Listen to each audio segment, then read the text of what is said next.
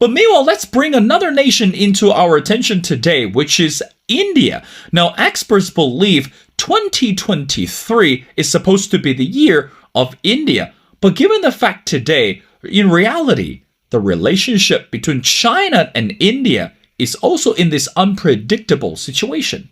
So that's why today it's time for us to go back to revisit the relationships among India, China, and Russia, and how much do we believe that India is going to be the key player able to solve much greater problems. Well, ladies and gentlemen, again, it's my great honor to invite our distinguished speaker, which is Mr. Mohamed Zeeshan. Again, Mr. Zeeshan is a policy analyst and editor-in-chief of the Freedom Gazette. And also, he's a policy advocacy that he built a site and based in India. And he's a regular writer on international affairs, and his key areas of interest are Indian foreign policy, international political economy, and also economic development. Well, Mr. Zeeshan, and welcome back to The Missing Piece. Thank you, Will. An absolute pleasure to be back. Well, sir, again, I am so honored to see you're back in India. I know you're traveling between India and the States back and forth, and surely this is the critical and interesting moment for us to talk about the nation of India along with other countries. Now, initially, again, when I discovered you, because the latest article that you wrote, which is entitled, "Is a New Russia, China, India Bloc Forming in the East?" Now, keep in mind, the war in Ukraine still takes place, and despite the fact the Chinese leader recently had a phone conversation with the current president of Ukraine, but meanwhile, you ask a very good question is, Putin's grand plan hinge on an Indian-China thaw, and can he convince the Chinese leader to ease the tension with India? Now, let's ask the question, why do you think Putin will be very much interested in participating, easing the tension between China and India? What is he going to get if he takes the actions? Look, what happened with the war in Ukraine is that, in a sense, the global economy was fragmented. The West, which is America and its allies in Europe, essentially locked Russia out of the global financial system.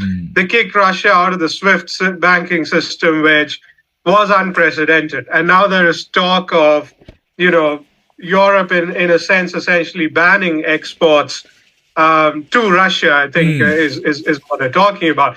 And so I think, in a sense, it was a question of decoupling entirely from the Russian economy. And alongside that, obviously, you also got America trying to decouple from China's economy as well.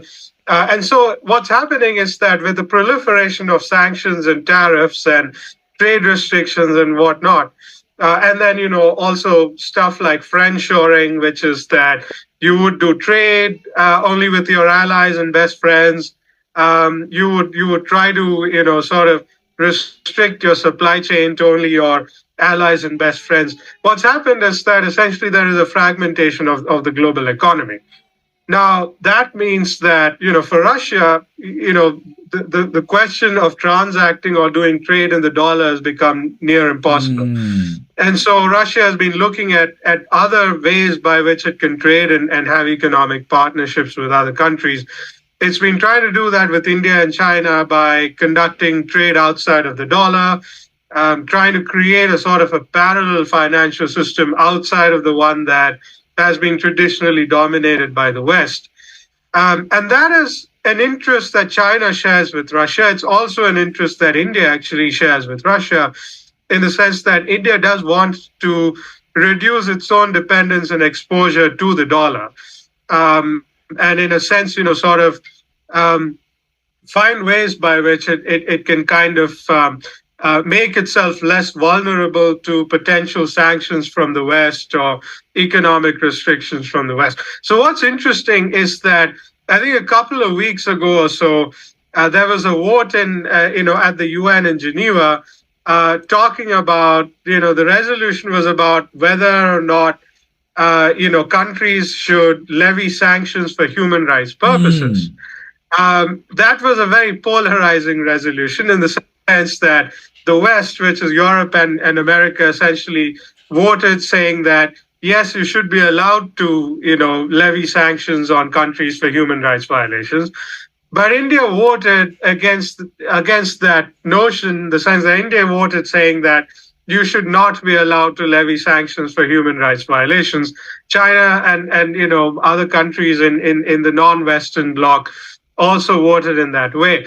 So it's very clear to me, I think, that India is, very wary of the fact that America and Europe are able to use clout in the financial system or the dominance of the dollar in that way to try and lock countries out of the global economy or the global financial system. And so I think that what India does want to do is to actually try and find a way by which, the global financial system can be more diversified.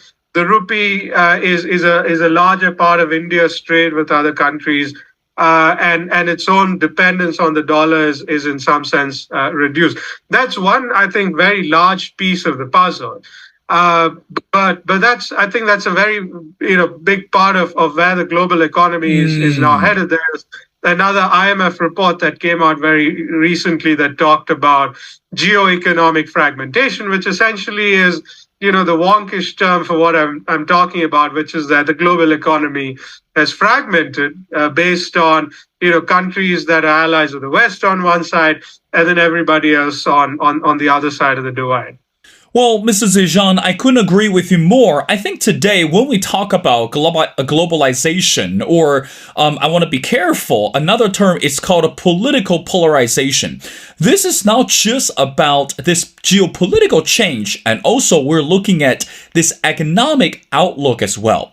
But meanwhile, I want to go back to the article. Again, as we mentioned before, China, Russia, and India are the key players in another powerhouse, which is called the BRICS. But meanwhile, we know that today, in reality, no country prefers taking side between the West and China, because we know that today, for globalization, joint effort is much greater demanded than anything else. But in reality, we know some countries, they gradually shift their attentions away from the West. But meanwhile, they're paying much closer attention or looking for ways to engage with China.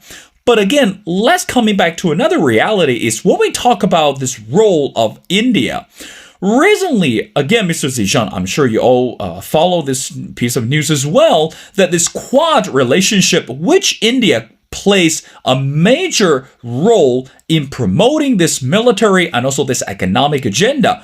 But on the other hand, China is not really a big fan of the Quad relationship. As a matter of fact, and China is trying to seeking its own ways to counter its influence. Now, again, the question is very simple. Why should Russia jump into the favor if China and India cannot see eye to eye to each other simply because the two countries are standing on different geopolitical and also economic side? What do you say to that?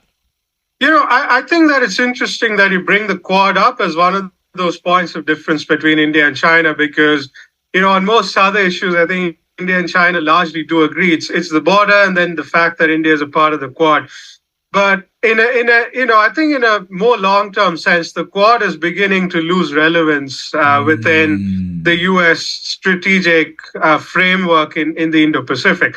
I mean, White House and Washington might say to the opposite, to the contrary. They might put out an Indo-Pacific framework document from time to time that talks about how the Quad is an integral part of the puzzle.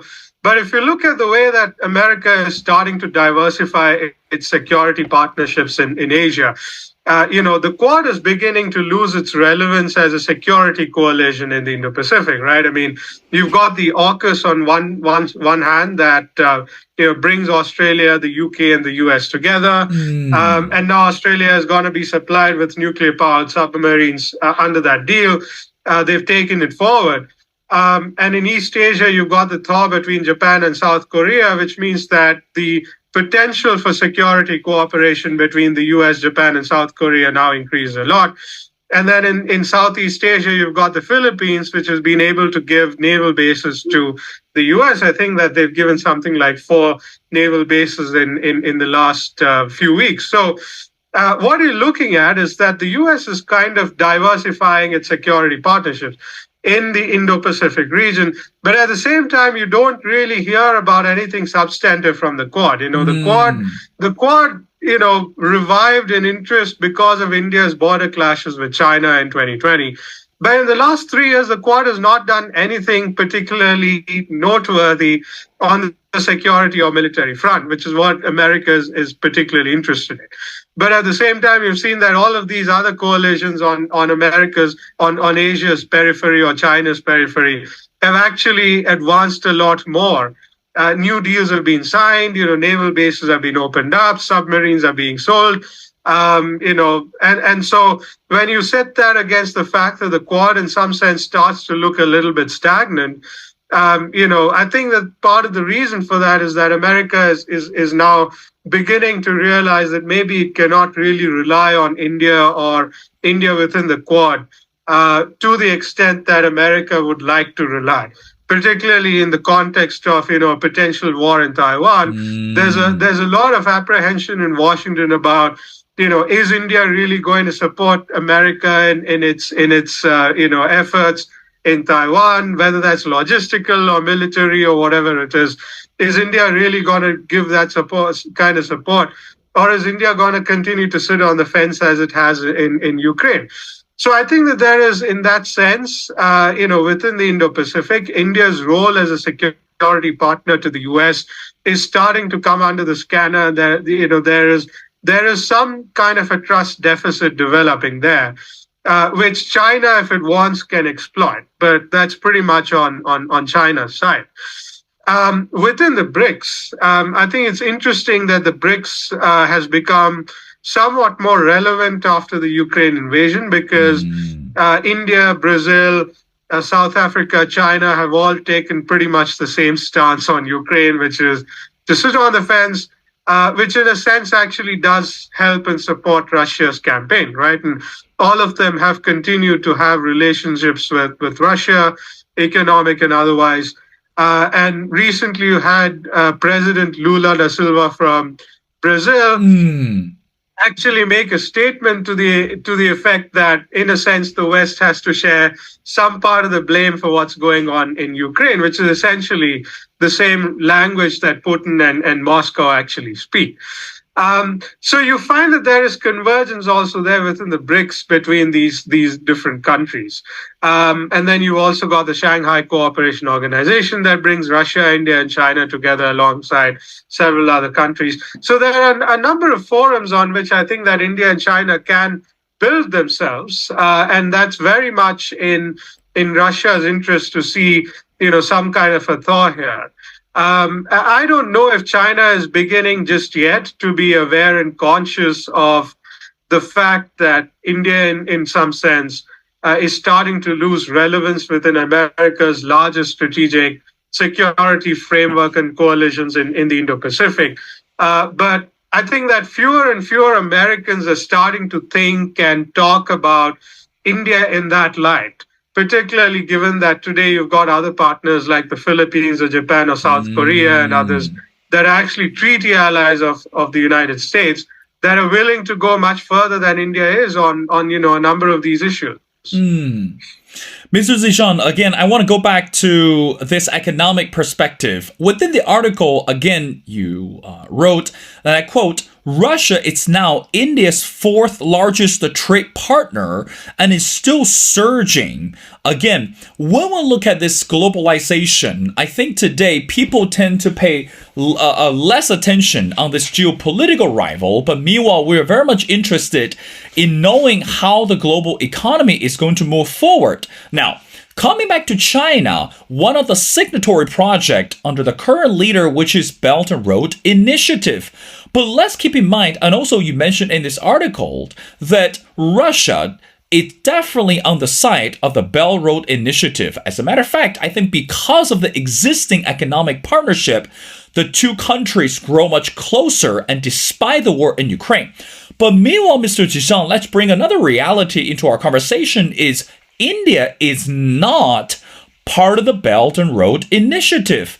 Hypothetically, again, rumor on the street, it's possible that Russia can swing India into this Belt and Road Initiative, but in reality, there has to be a lot more conversations taking place before we can settle down. So here's my question is, why not ask India to join this Belt and Road Initiative if this can be one of the effective solutions to soften the deadlock between China and India at this moment?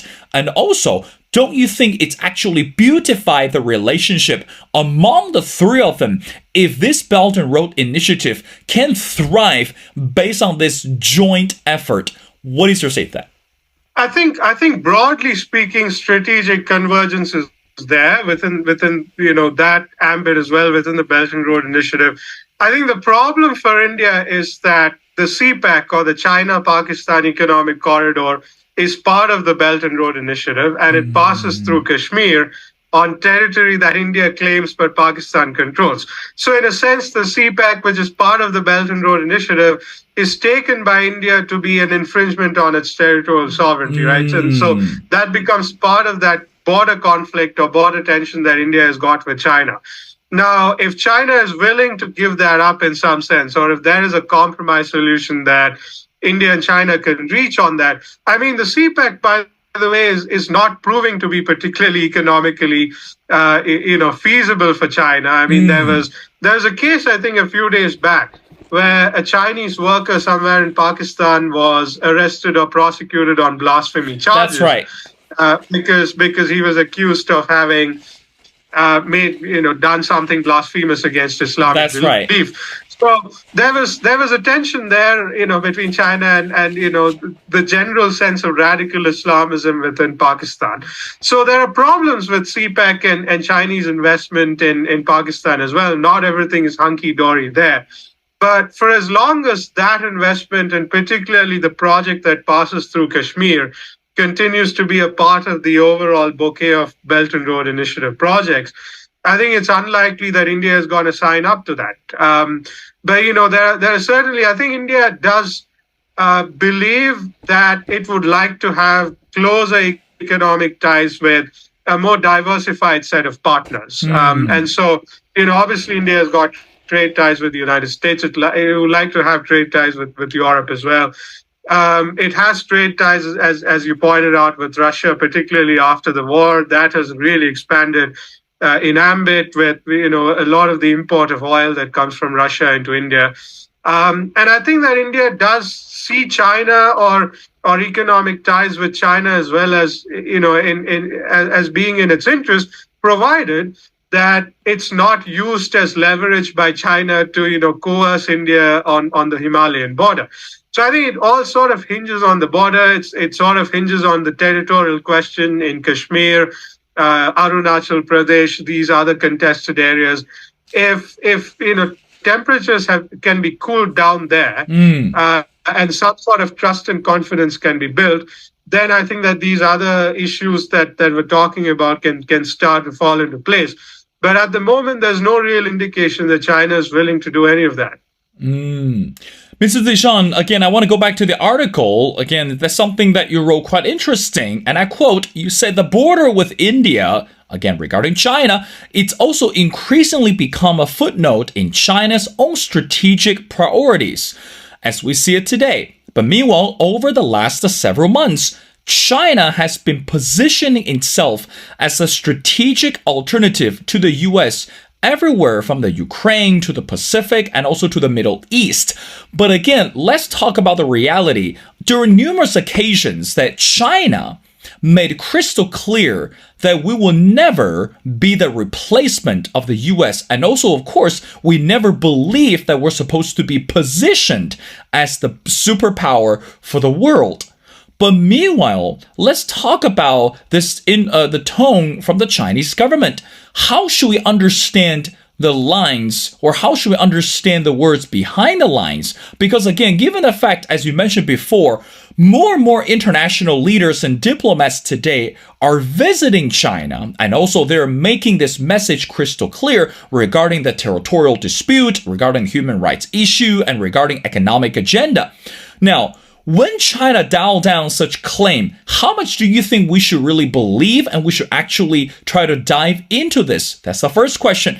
And the second one is, most people believe that this year for India is going to be very busy, not only to be the host of upcoming G20, but meanwhile, again, India is trying to competing with China neck to neck with this economic agenda.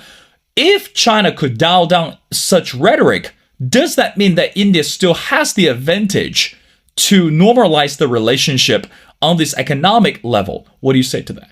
I think that China definitely has superpower aspirations and ambitions.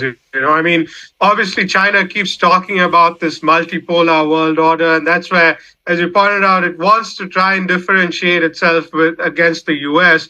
in the sense that China and Russia want to, kind of paint America as this hegemonic unipolar superpower that kind of, stamps its authority all over the world.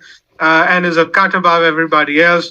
And in that context, they talk about countering American influence by bringing in a multipolar world order. But I don't think that I have any doubt in my mind that China is an aspiring superpower to the extent that America is today a superpower. I think China does want to replace America in that sense. But it's another matter whether that's actually practical, right? And I think that China recognizes that militarily and economically, and also culturally on soft power, China recognizes that America is far ahead of China. And it's unlikely that China is going to catch up to that anytime soon. It's, even though there are folks who are writing about how America is second and China is winning the race and whatnot, there are a number of very unique advantages that America enjoys economically, militarily. The fact that it's got military bases all over the world and is able to mobilize those troops and resources very quickly. China does not have that kind of presence just yet, and it could take several years for China to actually catch up to that. So while China is kind of playing second fiddle in a sense on these fronts, I think that China recognizes that diplomatically it's very smart for China to sort of talk about a multipolar world order and thereby sort of garner more support around the world amongst countries that are somewhat, maybe uncomfortable with American hegemony just as much. And that includes countries like Brazil, South Africa, India, and others in Africa and Latin America and in the Middle East as well. So I think it's a part of diplomatic rhetoric, but not so much as a strategic objective. I don't think that China really believes as much in a multipolar world order. I think China believes more in a hierarchy of states with China at the top. That's sort of in my sense is that's where Xi Jinping wants to take China. That's his idea of Chinese foreign policy. In terms of India trying to build its economic relationship with China, again, I think that India is very skeptical about Chinese rhetoric. Just as I pointed out, I think that India does recognize that China has superpower ambitions and aspirations, but I'm not sure that India is entirely convinced that that is all that bad a thing. I think what India is more worried about is its own border, and as China, if China becomes more aggressive, assertive, powerful, and influential in global affairs, what does that mean for the border between India and China? I think that is a big question that India has tended to ask itself, particularly in the last 2 or 3 years since the border clashes in 2020. But India is just as suspicious of Western hegemony, if not more. And it would like to see, I think, in some sense, in that sense, I think India is probably more sincere when it talks about a multipolar world order. It would like to see a world order where no one country is really hegemonic or dominant enough to be able to push its own agenda. And India recognizes that in that sort of a world order, maybe India would have space to kind of be its own independent third pole or whatever else. That's, I think, what India would like to see in global affairs. But ideologically speaking, I think that India does tend to have a lot more in common with China today, than it does with the West. And so when you talk about a Chinese-led world order versus an American-led world order, I can't say for certain whether India kind of, leans one way or the other. If I were to venture a raw assumption on this front, I would say that India probably reckons that it would be able to do a lot more under the Chinese-led world order than it probably can do within a US-led world order. But that's largely because of the sort of convergence or common ground that India enjoys with China on issues of global governance and norms and values, and the rest of that I've written about frequently in recent times. But that aside, I think that India still is worried though about the border, and so if there can be a solution of some kind to the border, then China would find India to be a much more easy partner to work with. Well, Mr. Zeeshan, I want to wrap up our conversation again, as we mentioned before, and you are a international expert on Indian foreign policy, of course, on this economic development. But meanwhile, also you travel back and forth between New Delhi and also Washington, D.C. Now, again, when we look at America today, political polarization is happening all over the place. And of course, next year, it's rather crucial for the U.S. Not only we're looking at this presidential election, again, the future of the leader for the world, for the free world, and also we're looking at this upcoming foreign policy agenda. Now, help us to understand. Right now, some people believe that we are going to receive another 4 years of Joe Biden, and also meanwhile, Donald Trump has been hardly running on this campaign. Help us to understand, from your perspective, how much does the foreign policy matter today, especially regarding China, India, and Russia? And do you think that U.S. today, it's actually sending the wrong message to the world regarding dealing with China, Russia, and also trying to collect more effort from the allies? What do you say to that? I think foreign policy has been a bigger part of the Biden presidency than it was for Donald Trump or Barack Obama. I think in a sense, Biden's presidency has been more dominated by foreign policy concerns than domestic policy concerns, which is very interesting because when Joe Biden became president in 2020, 21, there was an expectation that he was going to be more focused on post-COVID economic recovery and inflation, and obviously you had a couple of banks collapse after he became president in the last few months. So there was an expectation, I think, when he became president that he was going to be looking at those things because, populism was a big part of his agenda, during his presidential campaign. Rather, anti-populism was talking about strengthening democracy at home and trying to counter Donald Trump and, assuage the concerns of Trump voters and trying to heal the country and so on. But Ukraine, Taiwan, China, Russia has actually been what has dominated headlines during his presidency so far. And so I think that's going to be a part of his legacy. Now, if you were to ask me whether that's going to be how it is during the presidential campaign going forward, I think I'm going to be very skeptical about whether foreign policy is going to play that much of a role. I think that domestic concerns will play more of a role during the campaign. Obviously, his presidency is going to still be focused on the war in Ukraine and so on. But I think on the campaign trail, you'll probably find Joe Biden talk more about domestic issues. And that's already happened, right? When Biden actually announced his re-election bid. That's right. He put out a video where he talked about his economic achievements over the last couple of years. And he talked about the fact that he wants to get that job finished moving forward. So he didn't talk as much about foreign policy concerns as he did about domestic economic concerns. And I think that's going to be a big part of his campaign moving forward. And certainly for Donald Trump, if he were to win the nomination, or even Ron DeSantis or anybody else winning the Republican nomination, I think that you would find that they are much more focused on domestic economic issues than they would be on foreign policy.